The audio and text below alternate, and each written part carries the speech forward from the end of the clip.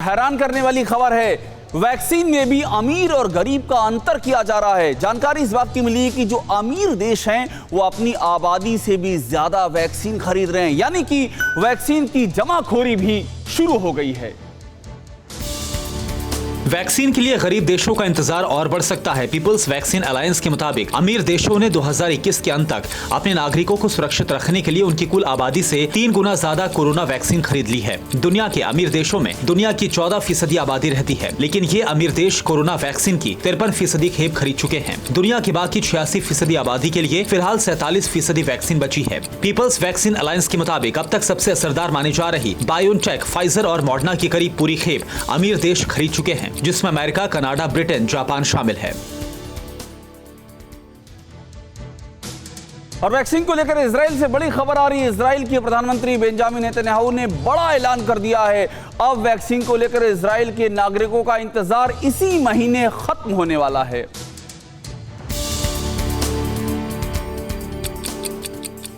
Israel के प्रधानमंत्री Netanyahu ने ऐलान कर दिया है कि 27 दिसंबर से उनके नागरिकों का वैक्सीनेशन शुरू कर दिया जाएगा। इसके साथ ही इजराइल दुनिया के उन देशों में शामिल हो जाएगा जहां वैक्सीनेशन सबसे पहले शुरू होगा। इजराइल में भी फाइजर कंपनी के वैक्सीन की पहली खेप पहुंच चुकी है। नेतन्याहू ने कहा कि वो खुद टीका लगाकर देश के लिए एक मिसाल देना चाहेंगे। नेतन्याहू के मुताबिक एक दिन में करीब 60,000 लोगों का वैक्सीनेशन हो सकता है। जिनको वैक्सीन लगेगी उनको स्पेशल कार्ड दिया जाएगा।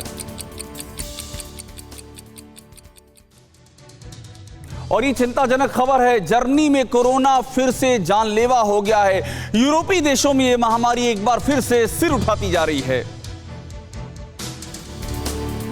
जर्मनी में फिर से कोरोना विस्फोट हुआ है।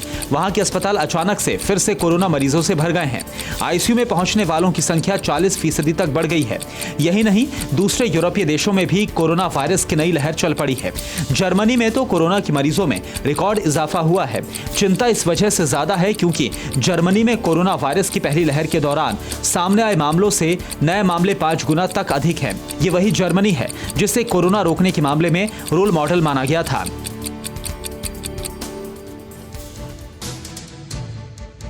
और बड़ी खबर आपको बता रहे हैं, भारत की देश की खबर है। भारत में एक दिन में 31,522 नए मामले सामने आए हैं। 24 घंटे में 412 मरीजों ने दम तोड़ दिया है। और वहीं एक दिन में ही 37,725 मरीज ठीक भी हुए हैं। ये भी एक आंकड़ा है। भारत में अब तक 97,67,67,372 कोरोना के मामले रिकॉर्ड किए गए हैं।